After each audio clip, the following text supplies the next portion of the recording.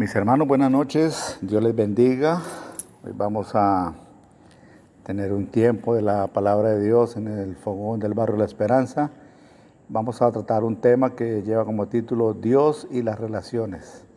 Y está basado en el Evangelio de Marcos, capítulo 12, versículos 28 al 34. Dios es un ser relacional. La doctrina de la Trinidad es la manera que nos muestra a un solo Dios que habita en comunidad divina.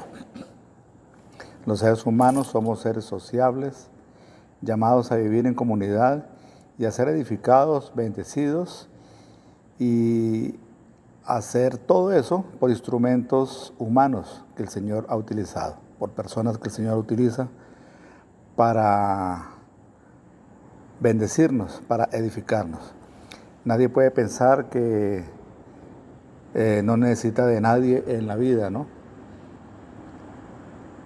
Inclusive pensar de esta manera puede ser una persona egoísta y una persona hasta sin sentido, ya que desde el momento en que nosotros nacemos siempre necesitamos de alguna persona que nos ayude y claro, nosotros necesitamos ser de bendición para alguien.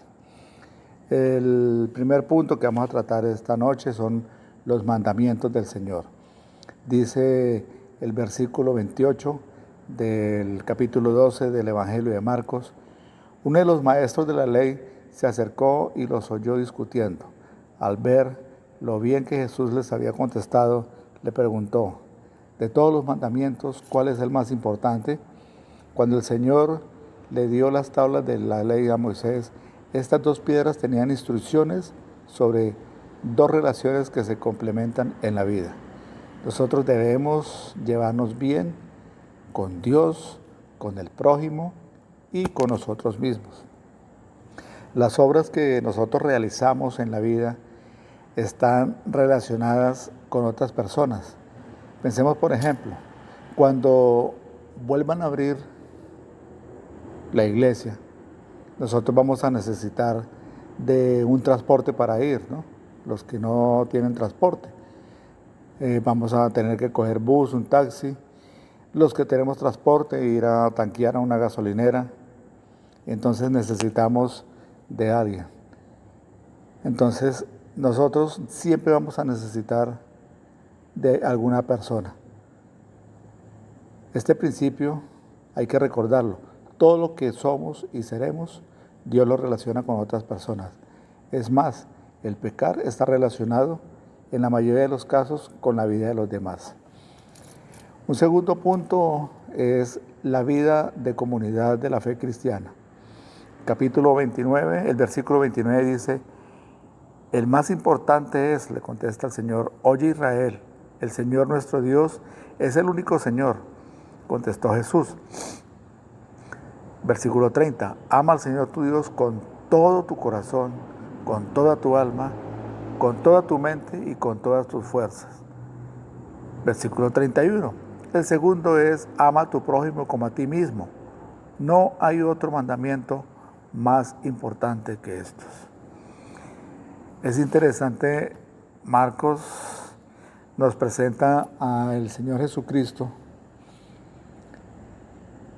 respondiendo una pregunta acerca de cómo interpreta la ley de Moisés y en qué se resume.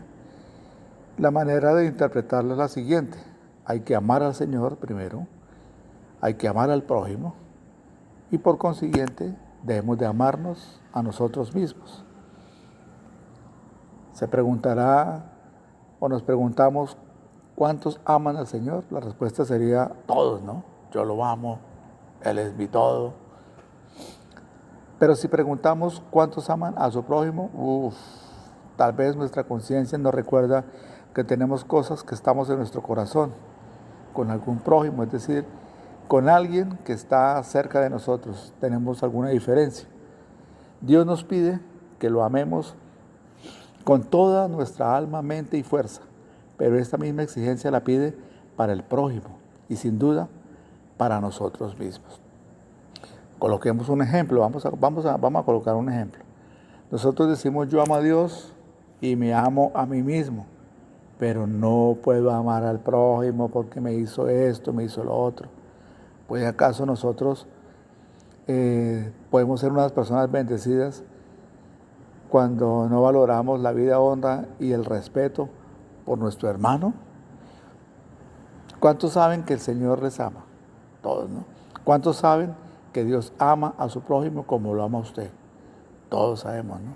Entonces, recordemos que la bendición estará unida a la manera de cómo nos relacionamos con las personas que están a nuestro lado. Versículo 33 dice, amarlo con todo el corazón, con todo el entendimiento y todas las fuerzas, y amar al prójimo como a uno mismo. Es más importante que todos los holocaustos y sacrificios.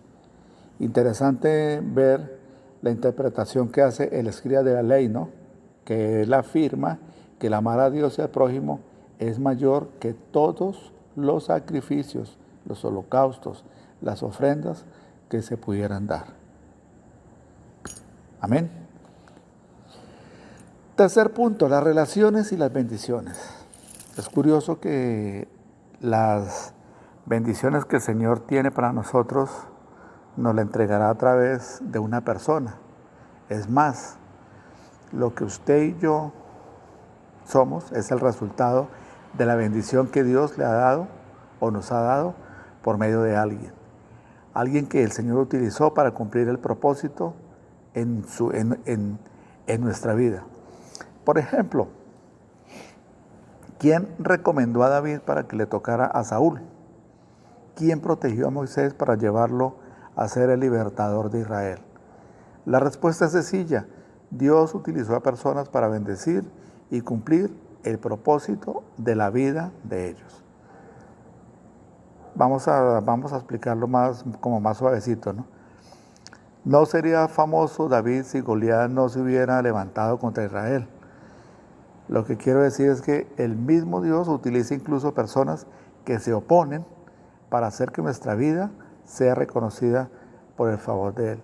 Primera de Samuel capítulo 17 es un pasaje muy conocido por todos nosotros. No lo voy a leer por cuestión de tiempo, pero sabemos que es cuando conversaban Goliat, el gran guerrero filisteo de Gad, y se enfrentaba o desafiaba al ejército de Israel. Entonces, todos conocemos esa historia, ¿no? Cuando David va, pregunta qué pasa, qué esto y lo otro. Entonces todos le dicen que es que este señor está desafiando al pueblo de Israel y esto y lo otro, y la recompensa que hay al que lo mate. Entonces, cuando nosotros entendemos que la vida es de relaciones, detrás de cada una de ellas siempre hay una persona que el Señor pone. La manera como nosotros nos relacionamos con las demás le abren puertas, incluso le pueden cerrar puertas. Entonces, si uno se relaciona mal con una persona, se le pueden cerrar muchas puertas. Un ejemplo de bendición, de puertas que se abren, es cuando vemos a un niño que tenía en sus manos una lonchera. Todos conocemos en Juan 6:8, en Juan capítulo 6, el versículo de la multiplicación de los panes y los peces, ¿no? Entonces, vemos que ese niño da lo que tiene y le devuelve multiplicado todo, ¿no? Hartísimo. De 5 panes y 2 peces, saquean 12 canastas, 12 cestos llenos, ¿no? Entonces, ¿y qué más decimos nosotros? Otra persona que recuerdo es que si no hubiera sido por Bernabé, no tendríamos seguramente al apóstol Pablo. Todos sabemos quién es Pablo, ¿no? Y si no fuera por Pablo, no se habría levantado hombres como Timoteo, como Silas, como Tito, varios mártires de la iglesia. Entonces, mis hermanos, como conclusión, nosotros tenemos que valorar las relaciones que el Señor, con las personas que tenemos, y pedirle al Señor que nos ayude a valorar a las personas que Él coloca en nuestras vidas. Cada persona que el Señor coloca en nuestro caminar tiene como propósito ser instrumento de enseñanza para nuestra vida.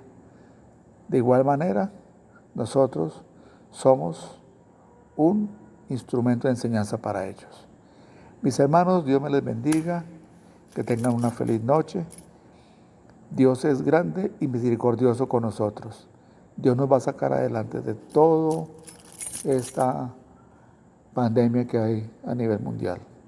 Mis hermanos, Dios les bendiga, Dios les guarde, que tengan una feliz noche y recuerden, Dios es bueno y Dios es misericordioso. Feliz noche.